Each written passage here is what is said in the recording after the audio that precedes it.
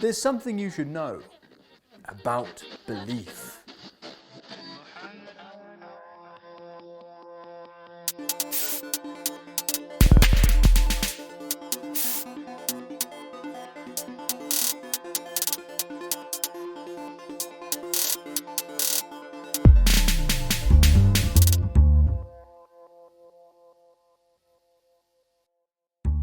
Once upon a time, Muslims built the greatest architecture. They contributed massively to mathematical and scientific advancements, not to mention literature and the arts. We were the movie makers. We were the dreamers of dreams. Where did we all go wrong? The Holy Quran states, "And whoever adopts unbelief instead of faith, he indeed has lost the right direction of the way." And that is what it all comes down to. Faith. Belief. But what is faith? Why do we need to believe? Qin Shi Huang, the first emperor of China, believed that he could build the Great Wall of China.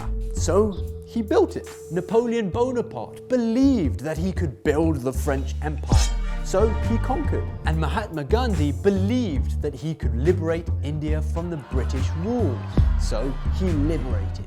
You see, faith is that very thing which allows a human being to maximize his potential and actually do things. But alas, there are those who lose faith in their own God-given abilities to actually do things, and so they do nothing.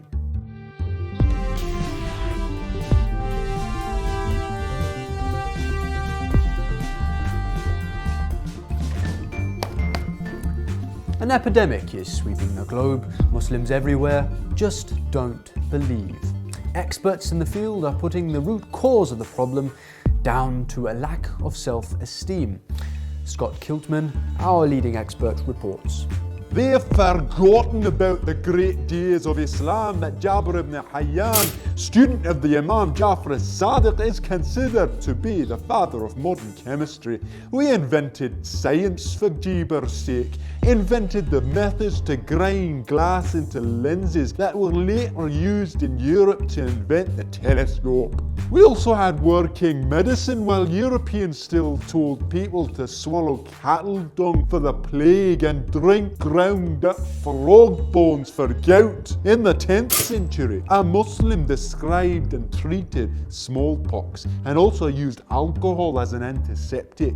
And in the 11th century, a Muslim diagnosed and treated meningitis, and a Muslim discovered the camera obscura. Muslims built the first observatory as a scientific institution in the 13th century, and a Muslim explained the cause of a rainbow. We'll talk about Leonardo da Vinci and the Wright brothers and their designs for flight machines, but would you believe years before either of them, a Muslim was the first inventor to attempt to fly in 810 AD.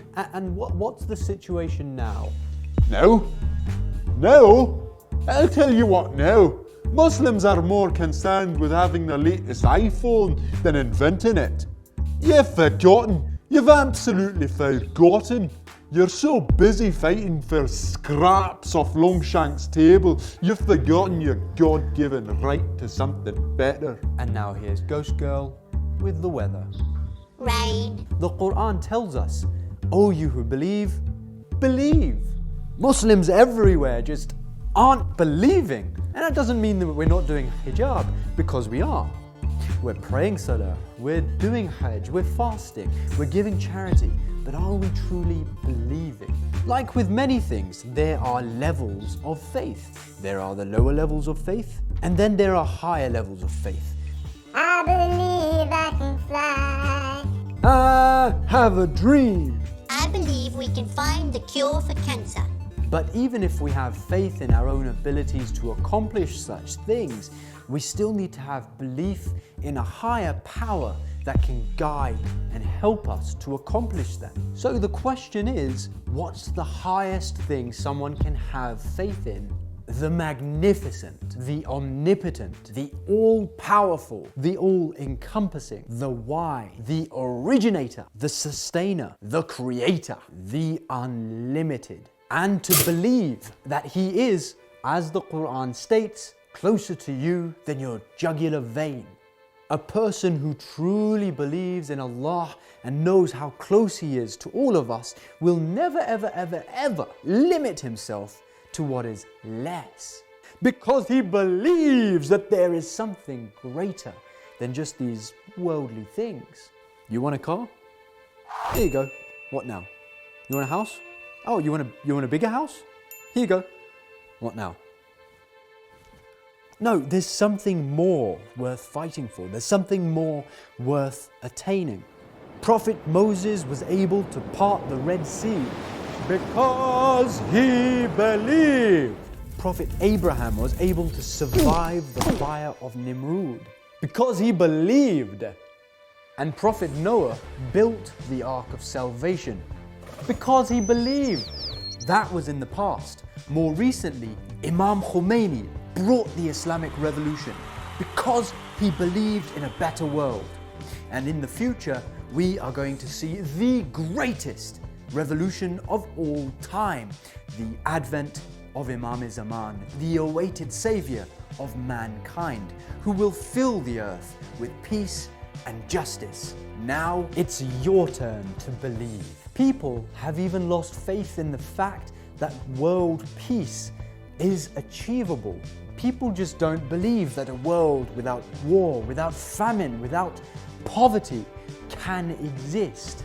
But we know it can. Allah has promised to those of you who believe and do good that He will most certainly make them rulers in the earth as He made rulers those before them. So, if we truly believe in God and the final day, and we believe that God has appointed a rightful leader on the globe, then we should strive our utmost to make that dream a reality. Next fortnight, we're going to be talking about something that is going to tickle your fancy quite a bit. We'll see you there.